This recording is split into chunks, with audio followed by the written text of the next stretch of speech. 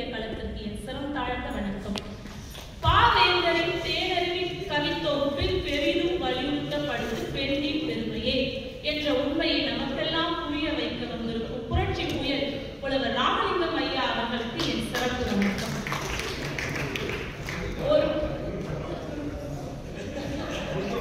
புரட்சி புயலும்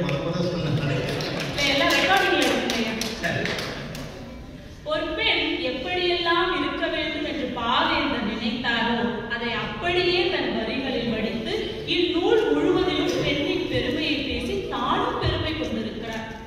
ஐயா அவர்கள் சொன்னது போல கல்வி இல்லாத பெண்கள் களநிலம் அந்நிலத்தில் புல் விளைந்திடலாம், நல்ல புதல்வர்கள் விளைதல் இல்லை என்று குடும்ப விளக்கு காப்பியத்தில் பெண் கல்வி வலியுறுத்திய பாரதிதாசன் இங்கே தேனறிவில் பெண் பெற்ற கல்வியை பெருமையாக பேசுகிறான். இன்றுதான் உன்னை பெற்ற பயன் பெற்றேன், நன்று கற்றவள் உன் மகள் என கேட்டு, நன்று கற்றவள் உன் மகள் என கேட்டு என்று ஒரு அன்னை படும் பெருமையை, ஒரு பெண்ணின் மகிழ்ச்சியை பெருமையுடன் பறைசாற்றுகிறார். இதை தாண்டி அவள் வாழும் வாழ்க்கையின் பெருமையை பற்றியும் பேசுகிறார். எதையும் எதிர்பார்க்காத பெண்ணின் உள்ளத்தை அத்தான் என்ற பாடலில் சத்தாக வடித்திருக்கிறார். அது தமிழுக்காக வடித்த பாடல் அல்ல, பெண்மைக்காக வடித்த பாடல்.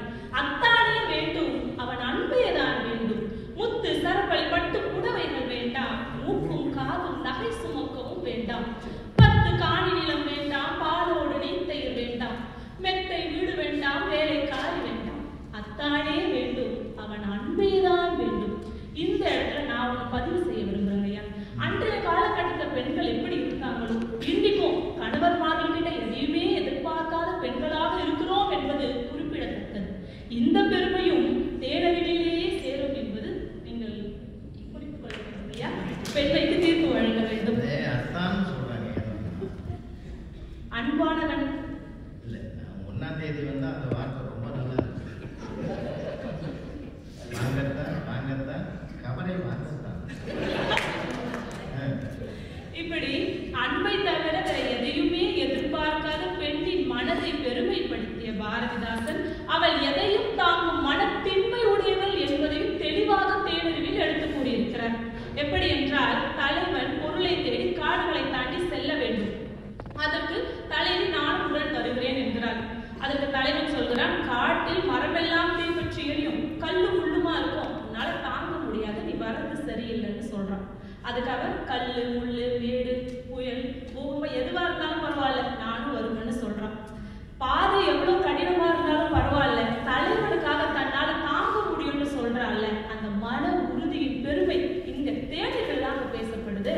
வருவது நலமா, நீ என்னுடன் வருவது நலமா, மரமெல்லாம் தீப்பற்றி எரியும் காணலில் நீ வருவது நலமா, கருதும் கருத்தும் நடுங்கும் காணல் காணும் கண்ணும் நடுங்கும், பருக்கை கல்லிலும் புள்ளிலும் உன் பஞ்சான மெல்லடி எப்படி இயங்கும், நீ வருவது நலமா, என்னுடன் வருவது நலமா என்கிறான் தலைவன். இந்த பாடலை படிக்கும் பொழுது எனக்கு கம்பராமாயண காட்சி தான் நினைவுக்கு வந்தது. காடு சுடும் என்கிறான் ராமன், நின் பிரிவிலும் சுடுமோ இப்பெருங்காடு என்கிறார் சீதை. இங்கேயும் அதே போன்ற ஒரு நிகழ்வு தான். ராமாயணத்திலேயாவது சீதையை ராமன் கையோடு கூட்டிட்டு போயிடுறாரு. ஆனா இங்க தலைவி எவ்வளவு சொல்லியும் தலைவி விட்டுட்டு போயிடுறான் தலைவன். இப்ப தலைவி தனிமையில தனியாக இருக்கிறார். அந்த இடத்துல பாவேந்தர் அந்த இடத்துலதான் அவளின் கற்பின் நெறியையும் வீரத்தின் பெருமையையும் விளக்குகிறார். எப்படின்னா, தலைவன் இல்லாத நேரத்துல வரமுறை இல்லாம பம்பா ஒருத்தன் வந்து பேசுறான். அதுக்கு அவர் கொடுக்குற பதிலே தெரிஞ்சிடும் பாவேந்தர் தேனறிவில் பெண்ணின் பெருமையை தான் வலியுறுத்துறாரு. அந்த பாடல் கேள்வி இல்ல அவர் சொன்ன பதில கேள்வி, ஆளன் இல்லாத வேளையில் வந்தீர், அடுக்காத சொல் அடுக்குகின்றீர், தாழ முடியுமா சொல்வீர், நீர் சற்றே வெளியில் செல்வீர் செல்வீர், தேராய் கடுக்கும் சொல்லையும் சொன்னீர், செந்தமிழுக்கே அதனால் கெட்ட பேர், மாள நேர்த்தாலும் என் கற்பு துளி மாறிடும் என்பது மிகவும் தப்பு, மாள நேர்த்தாலும் என் கற்பு துளி மாறிடும் என்பது மிகவும் தப்பு, சமயம் சாய்ந்தன சாதி மறைந்தன சாயா மடமைகள் சாய்ந்தன, ஆயினும் சமய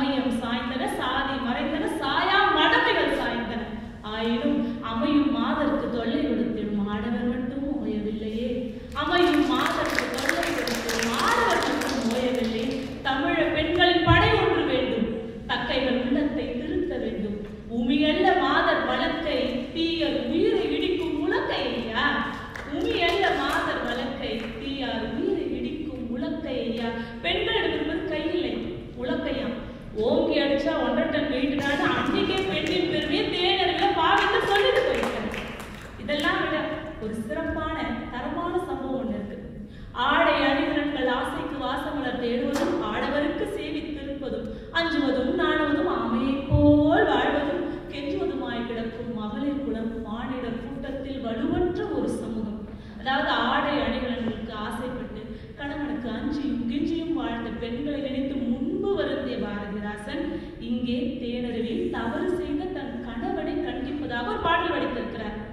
ஏனத்தான் இந்த பொய் அந்த பரத்தையர் இல்லம் புகுந்ததுமே, உனக்கு ஏனத்தான் இந்த பொய், பானை சோற்றுக்கு பதம் ஒரு சோறு, அதோ உன் மார்பில் கலவை சேரு, வாடினும் தன்னிலை மண்ணுதல் மானம், மானம் இல்லையா இங்கு வந்ததே ஊனம், மானம் இல்லையா இங்கு வந்ததே ஊனம், கண்டதே இல்லை அவளை என்றாய், கடலை மேல் ஆடையால் மறைக்கின்றாய், ஏனத்தான் இந்த பொய் அந்த பரத்தையர் இல்லம் புகுந்ததுமே.